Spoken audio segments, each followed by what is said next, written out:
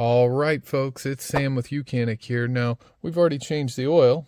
Now we're going to reset that oil change reminder. So, simply put, we're going to hit that ignition button without our foot on the brake.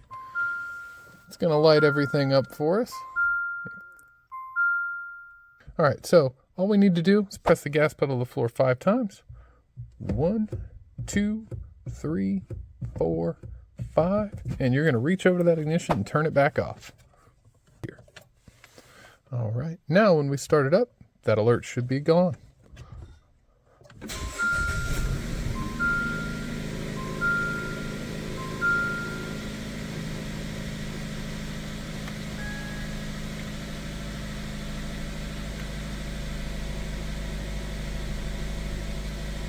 All right, now if we want to check it, we can just use our buttons here to go down to messages. There we go. You can see we do have a few lights out on this thing. We'll get that fixed up later. But we have our no change oil reminder. Thanks for joining me, guys.